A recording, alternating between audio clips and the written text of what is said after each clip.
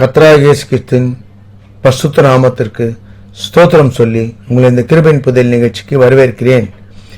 Episode 1 94 வரைக்கும் பார்க்காதவங்க பாருங்க, ஃபுல் எபிசோட் வாட்ச் பண்ணுங்க, நிச்சயமா உங்களுக்கு யூஸ்ஃபுல்லா இருக்கும்.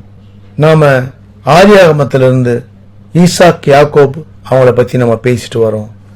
இப்போ யாக்கோபு ஆசீர்வாதத்தோட லாபான் வீட்டில இருந்து வந்துட்டாரு. அதுக்கப்புறம் லாபான் அவரை துரத்தி போய் அவரை பிடிக்கிறாரு. ஏன் இப்படி திருட்டல்வா வந்த, என் மகள் இவங்க பிள்ளைங்களெல்லாம் நான் முறையா வழி அனுப்ப முடியாத செஞ்சிட்டேன்னு சொல்லி சொல்றாரு. தந்திரக்காரன் தான். வழியில் ஆண்டவர் பேசுனதால, அப்படி அவர் எந்த தீங்கும் செய்யக்கூடாதுன்னு ஆண்டவர் எச்சரிச்சதால இப்படி பேசிட்டு அவர் திரும்பி வந்துடுறாரு. அதுக்கப்புறம் பாருங்க யாக்கோபு என்ன செய்யறாரு பார்ப்போம். ஆதியாகமம் 32ஆம் அதிகாரத்திலிருந்து பார்ப்போம், வசனம் 1 யாக்கோபு பிரயாணம் பண்ணுகையில் தேவதூதர்கள் அவனை சந்தித்தார்கள். 2ஆம் வசனம், யாக்கோபு அவர்களை கண்டபோது இது தேவனுடைய சேனை என்று சொல்லி அந்த ஸ்தலத்திற்கு மக்னாயிம் என்று பெயரிட்டான்.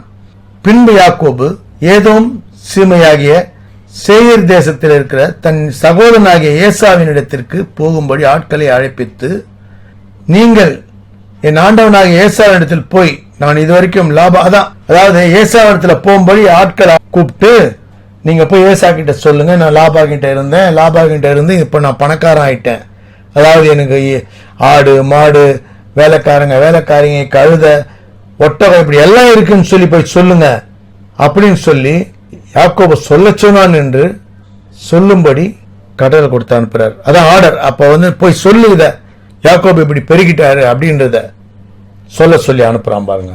அப்புறம் அவங்க போய் என்ன பண்றாங்க, யாக்கோபு இடத்துக்கு போயிட்டு யாக்கோபு கிட்ட திரும்பி வந்து, உங்க அண்ணன் ஏசா 400 பேரோட உங்களை எதிர்கொள்ள வராரு அப்படின்னு சொல்லி சொல்றாங்க. நடுக்காயிட்டு கவலைப்பட்டு என்ன பண்றாரு, ஏன்னா இவர் தந்திரம் பண்ணி அப்பா கிட்ட ஆசீர்வாதத்தை வாங்கிட்டு வந்துட்டாரு. ஏசா இவரை கொல்லணும்னு சொல்லிதான் முடிவெடுக்கும் போது அங்கிருந்து தப்பிச்சு வந்துதான் லாபான்ட்ட சிக்கினார். லாபான்ட்ட சிக்கி 20 வருஷம் முடிஞ்சுதான் வெளியே வந்திருக்காரு செல்வத்தோட. ஆடு மாடு எல்லாம், அந்த காலத்துல அது செல்வம் எல்லாமே அவருக்கு இருக்கு. வேலைக்காரிங்க கொட்டகம் எல்லாம் இப்படி செல்வத்தோட ஏசாவை எப்படியாவது சமாதானம் செய்யணும்னு சொல்லி முயற்சி எடுக்கிறாரு. அப்புறம் பாருங்க என்ன நடக்குது. ஏசா 8ஆம் வசனம், ஏசா ஒரு பகுதியின் மேல் விழுந்து அதை முறியடித்தாலும் மற்ற பகுதி தப்பித்துக் கொள்ள இடம் உண்டு என்றான். ஏன்னா என்ன பண்றாரு, இவர் பிளான் பண்ணி பார்ட் இதானாலும் ஒரு பார்ட் அப்படி பிளான் பண்றாரு வேற மாதிரி. அதுக்கு எல்லாம் ஆண்டவர்கிட்ட கேட்கிறாரு பாருங்க யாக்கோபு. இப்பதான் ஆண்டவர்கிட்ட கேட்கிறார். பின்பு யாக்கோபு, என் தகப்பனாகிய ஆபிரகாமின் தேவனும் என் தகப்பனாகிய ஈசாக்கின் தேவனுமா இருக்கிறவரே, உன் தேசத்துக்கும் உன் இனத்தாரிடத்துக்கும் திரும்பி போ, உனக்கு நன்மை செய்வேன் என்று என்னுடனே சொல்லி இருக்கிற கர்த்தாவே. 10ஆம் வசனம், அடியனுக்கு தேவரை காண்பித்த எல்லா தயவுக்கும் எல்லா சத்தியத்துக்கும் நான் எவரு வேணும் பாத்திரன் அல்ல. நான் கோலும் கையுமாக இந்த யோர்தானை கடந்து போனேன். பாருங்க, கோலும் கையுமா போனேன். இப்ப 2 பரிவாரத்தோட நான் சொந்தக்காரன் ஆயிட்டேன், 2 பரிவாரத்துக்கு சொந்தக்காரன் ஆயிட்டேன்னு சொல்றாரு. இப்ப ஏசா கிட்ட இருந்து என்ன தப்பி வைக்கணும், என்னையும் என் பிள்ளைங்களையும் தாய்மார்களையும் முறியடிப்பான், அவன் சண்டைக்கு வருவான், அவன் வேட்டையில வரலவன் இப்படின்னு சொல்லி, ஏன்னா இவர் மேல குற்ற உணர்ச்சி பாருங்க, வேற ஒண்ணும் இல்ல. ஏன்னா அவனை தந்திரமா ஏமாத்தி அந்த அவனுக்கு கிடைக்க வேண்டிய ஆசீர்வாதத்தை இவர் பெற்றுக் கொண்டார்ன்றது. ஆசீர்வாதம் ஆண்டவரே கொடுத்திருப்பாருங்க. ஏன்னா ஆண்டவர் இவரை தெரிந்து கொல்லப்பட்டு இவருக்கு தான் ஆசீர்வாதம் கொடுப்பேன்னு சொல்லிட்டு ரெபெக்கா கிட்ட சொல்லியிருந்தார். ஆனா இவங்க அவசரப்பட்டு அதுக்குள்ள இந்த மாதிரி ஏதோ செஞ்சிட்டாங்க தந்திரம். இது இவங்க பண்ண வேலை. அதுலதான் பாருங்க இவங்க நம்ம ஆண்டவர் எல்லாம் நமக்கு சரியா தாங்க செய்யறாரு. ஆண்டவர் செய்யறத நம்ம தான் என்ன பண்ணிடுறோம், அந்த வசனத்தை இந்த வசனம் நமக்கும் சொல்றேன், நிறைய வேத வசனத்துல வாசிக்கிறோம், நம்ம விசுவாசிக்கிறதுல ஏன்னா என்ன பண்ணிடுறோம், நம்ம சரிக்கிடுறோம். இப்ப பாருங்க இவங்க பண்ண மாதிரிதான் இந்த மாதிரி தந்திரமோ இல்ல வேற ஏதோ முயற்சியோ நம்ம சுய புத்தியை சார்ந்தோ ஏதோ ஒண்ணு பண்ணிடுறோம். அப்ப என்ன ஆகுதுன்னா இந்த மாதிரி தான் ஆயிடுது. இவங்க பாருங்க, இவங்க சுய புத்தியை சார்ந்தினப்ப தந்திரமா அந்த ஆசீர்வாதத்தை பெற்றுக்கொண்டாங்க. ஆனா என்ன நடக்குது, அதால எவ்வளவு பிரச்சனை பாருங்க. இவர் அங்க போய் 20 வருஷம் சிக்கிறாரு, செல்வத்தோட வராரு. ஆனா ஏசா 2 பேருக்கு பகை உண்டு. அவர் ஒரு பக்கம் இருக்காரு. இப்ப அவரை சமாதானப்படுத்த இவர் போறார். ஏன்னா அந்த குற்ற உணர்ச்சி பாருங்க. ஏன்னா ஆண்டவர் சொல்லியிருக்காருன்றத ரெபெக்காள் நினைச்சிருந்தாங்கன்னா அவங்க பொறுமையா இருந்திருப்பாங்க. நிச்சயமா அவர் ஆசீர்வதிப்பேன்னு சொன்னா ஆசீர்வதிப்பார். அவர் நான் உன்னை தெரிந்து கொள்ளப்பட்டேன்னு சொன்னா அவ்வளவுதான், சூஸ் பண்ணிட்டாருன்னு அவ்வளவுதான். எப்படி அவர் சூஸ் பண்ணுறாரு, அதுக்கு அவர் டைம் வச்சிருப்பாரு. இவங்க முந்திட்டாங்க. அதுக்கப்புறம் பாருங்க என்ன நடக்குதுன்னு. இங்க என்ன பண்றாரு, ஆண்டவர்கிட்ட கேட்கிறாரு, என் சகோதரன் ஈசாக்கு என்னை தப்பி வைக்கணும் அப்படின்னு. 12ஆம் வசனம். தேவரீரோ, நான் உனக்கு மெய்யாகவே நன்மை செய்து உன் சந்ததியை எண்ணி முடியாத கடற்கரை மணலை போல மிகவும் பெருகப்படும் என்று சொன்னீரே என்றான். இத சொல்றான் பாருங்க. நீங்க சொன்னீங்களே, எனக்கு அவனுக்கு மட்டும் சொல்லல, ஆபிரகாமுக்கே சொல்றாரு பாருங்க. ஆதியாகமம் 22:17 ஆபிரகாமுக்கே சொல்றார், நான் உன்னை ஆசீர்வதிக்கவே ஆசீர்வதித்து சந்ததியை வானத்து நட்சத்திரங்களை போலவும் கடற்கரை மணலை போலும் பெருக பண்ணுவேன் என்றும் உன் சந்ததியார் தங்கள் சத்துருக்களின் வாசல்களை சுதந்திரித்துக் கொள்வார்கள் என்றும் நீ என் சொல்லுக்கு கீழ்ப்படிந்ததினால் உன் சந்ததிக்குள் பூமியில் சகல ஜாதி ஆசீர்வதிக்கப்படும் என்றும் என் பேரில் ஆணையிட்டேன் என்று கர்த்தர் சொல்கிறார் என்றார். அவர் பேரிலே ஆணை கொடுக்கிறார். ஆபிரகாமுக்கே சொல்றார். ஏன்னா ஈசாக்க பலி கொடுக்கவே போயிட்டார். குமாரன்னு பாராம நீ பலி கொடுக்க போயிட்ட. அந்த விசுவாசம், அப்பதான் விசுவாச தகப்பன் ஆகிறார். அவரு ஆபிரகாமுக்கே கொடுத்தார். அதான் இவர் சொல்றாரு, ஆபிரகாமுக்கும் ஈசாக்குக்கும் இது இப்படி சொன்னீங்களே, எனக்கு இப்படி சொன்னீங்களே, இப்ப ஏசாக்கு நீங்க தப்பு வைக்கணும் அப்படின்னு சொல்லி. அதுக்கப்புறம் பாருங்க, இவர் கிடைச்ச செல்வத்திலிருந்து பிரிக்கிறார். 14ஆம் வசனம். 200 வெள்ளாடுகளையும் 200 செம்மறி ஆடுகளையும் 20 ஆட்டுக்கடாக்கள் இப்படி செட்டா பிரிக்கிறார். 30 ஒட்டகம், 10 காலை, 20 கேளிய கழுதை, இப்படி 10 கழுதை குட்டிகள் இப்படி பிரிச்சு என்ன பண்றாரு, ஃப்ரண்ட்ல ஒரு அணிவகுப்பு. முதல்ல இவங்க எல்லாம் நிக்க வைக்கிறார். இதெல்லாம் நிக்க வைக்கிறார். ஏன்னா வெகுமதி, அவரை வெகுமதியில சாந்தப்படுத்தி நம்ம அவரை எப்படியாவது சமாதானப்படுத்திடணும். இதுதான் அவரோட நோக்கம். அதுக்கப்புறம் பாருங்க, வேலைக்காரர்கள் கையில ஒரு மந்திய தனித்தனியா கொடுத்து மந்திக்கு முன்னும் பின்னுமா இடம் விட்டுறார். ஓட்டி கொண்டு போங்க, முன்னும் பின்னுமா ஓட்டி கொண்டு போங்க. ஏன்னா ஃபர்ஸ்ட் ஒன்னு அவர் எடுத்துட்டாலும் ரெண்டாவது முன்ன போறவங்க சொல்றாரு. என்ன சொல்றாரு, நீ ஏசா உனக்கு எதிர்பட்டு வந்தா இந்த மந்தை யாருடையதுன்னு கேட்பார் அவரு. அப்ப நீ சொல்லு. 18ஆவது வசனம். நீ இது உமது அடியானாகிய யாக்கோபுடையது, இது என் ஆண்டவனாகிய ஏசாவுக்கு அனுப்பப்படுகிற வெகுமதி, அவனும் எங்கள் பின்னே வருகிறான் என்று சொல் என்றான்.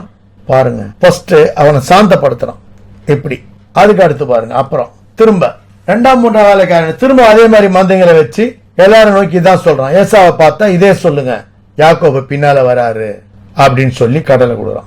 பாருங்க 20ஆம் வசனத்துல இதை சொல்லிட்டு அதுக்கப்புறம் முன்னே வெகுமதியை அனுப்பி அவனை சாந்தப்படுத்திக் கொண்டு பின்பு அவன் முகத்தை பார்ப்பேன், அப்பொழுது ஒருவேளை என் பேரில் தயவாயிருப்பான் என்றான். பாருங்க, எப்படியாவது கன்வின்ஸ் பண்ணிடணும். ஏன்னா இவனுக்கு அந்த குற்ற உணர்ச்சி நீங்கணும், ஏசாவை ஏமாத்திடணும், ஏசாக்கு அந்த பகை உணர்ச்சி போயிடணும். அதுக்குதான் இதெல்லாம் செய்யறாரு. 22ஆம் வசனம். ராத்திரியில எழுந்திருந்து தன் 2 மனைவிகளையும் தன் 2 பணிவிடைக்காரிகளையும் தன்னுடைய 11 குமாரரையும் கூட்டிக் கொண்டு யாப்போக்கு என்கிற ஆற்றின் கரையை கடந்தான். அவர்களையும் சேர்ந்து ஆற்றை கடக்க பண்ணி தனக்கு உண்டான யாவையும் அக்கறைப்படுத்தினான். யாக்கோபு பிந்தி தனித்திருந்தான். பாருங்க, இதுதான் நடக்குது. ஏசாவை எப்படியாவது கன்வின்ஸ் பண்ணிடணும். இதெல்லாம் செய்யறார். அவர் சொல்லுக்கு வெயிட் பண்ணி, அவர் சொல்லிட்டாரு கண்டிப்பா செய்வார்ன்றதை வெயிட் பண்ணாம இவங்க கொஞ்சம் அவசரத்துல இதை செஞ்சதாலதான் இதெல்லாம் நடக்குது. ஆனா பாருங்க, ஆனாலும் ஆண்டவர் துணை இருந்து நான் உன்னை நடத்துறேன், அவர் சொன்னதால அந்த சொன்ன வார்த்தை நான் காப்பாத்துறேன்னு சொல்றாரு. ஆனா இந்த கஷ்டங்கள்லாம் அவர் கொடுக்கல, இது இவங்க பண்ணது. இதான் நடக்குது. நம்மளும் நம்ம வாழ்க்கையில பாருங்க, இதுதான் ஆண்டவர் கர்த்தரை துதியுங்கள், அவர் நல்லவர், கிருபை என்றும் உள்ளது. ஆண்டவர் பாருங்க, நான் உன்னை ஆசீர்வதித்து உன் பேரை பெருமைப்படுத்துவேன், நீ ஆசீர்வாதமா இருப்பாயின்னு சொல்லியிருக்காரு. நிச்சயமா நம்ம ஆசீர்வாதமா இருக்கும்படி அவர் கல்வாரி சிலுவையில நமக்காக பாடுபட்டு ரத்தம் சிந்தி மரித்து நம்மளை மீட்டெடுத்தார். மீண்டும் உயிர்த்து என்னென்றைக்கும் ஜீவிக்கிறார். நேற்றும் இன்றும் என்றும் மாறாத தேவனாய் இருக்கிறார். இப்போ பாருங்க, இப்ப நம்ம இந்த இத்தனை எபிசோட் வந்துட்டோம். இது 95வது எபிசோட். இப்ப இந்த எபிசோடுக்கு அப்புறம் சில எபிசோட் நாம ஜீசஸ் பிரசங்கத்தை பத்தி நம்ம பேச போறோம். திரும்ப கண்டினியூ பண்ணுவோம். யாக்கோபு, யோசேப்பு, இப்படி ஆதியாகமம் கண்டினியூ பண்ணுவோம். இப்ப இந்த எபிசோடுக்கு அப்புறம் ஆண்டவர் எப்படி வல்லமையா பிரசங்கம் பண்றாரு, அவருடைய பிரசங்கத்துல எப்படி ஒரு வல்லமை இருக்கு, ஒரு அதிகாரம் இருக்கு, அவர்தான் ஆண்டவர், அவர்தான் ரட்சகர்ன்றது எப்படி அவர் சொல்றாரு. ஆனா ஜனங்களால புரிஞ்சிக்க முடியும். ஏன் சீடர்களே கூட ரொம்ப லேட்டா தான் அவங்க புரிஞ்சுக்கிறாங்க, முழுசா புரிஞ்சுக்கல கடைசி வரைக்கும் அவங்க. இதுதான் நடக்குது. அதெல்லாம் நம்ம பார்க்க போறோம். நாம செய்ய வேண்டியதெல்லாம் அவரை நேசிக்கணும், அவரை துதிக்கணும். இதுல பாருங்க, அது சொல்லப்பட்டதே இதுதான், முழு இருதயத்தோடும் முழு பலத்தோடும் முழு ஆத்மாவோடும் துதிப்பாயாக. இதுதாங்க நம்ம பிறரை நேசிக்கணும். இதை செஞ்சா ஒண்ணும் பண்ண வேணாம், நீங்க இதை செஞ்சீங்கனாலே போதும், எல்லாமே ஆட்டோமேட்டிக்கா வந்துடும். முதலாவது தேவனுடைய ராஜ்யத்தை தேடுங்கள், இவையெல்லாம் உங்களுக்கு கூட கொடுக்கப்படும் சொல்லியிருக்கு. நீங்க என்னெல்லாம் கேட்கறீங்களோ, கேட்காதது கேட்டது எல்லாமே ஆண்டவரை தேடும்போது கிடைக்கும். நாம சுய புத்தியை சார்ந்து நம்மளோட சுய முயற்சியில எதெல்லாம் செய்யறோமோ எல்லாமே பாருங்க சக்சஸ் ஆகுன்றதுக்கு நிச்சயம் இல்லை. அதனால நாம ஆண்டவரை பற்றி கொண்டு வாழ்வோம். நம்ம வாழ்க்கை முழுவதும் சமாதான சந்தோஷத்தோட, ஆசீர்வாதத்தோட, வெற்றி செழிப்போட ஆண்டு அனுபவிப்போம்.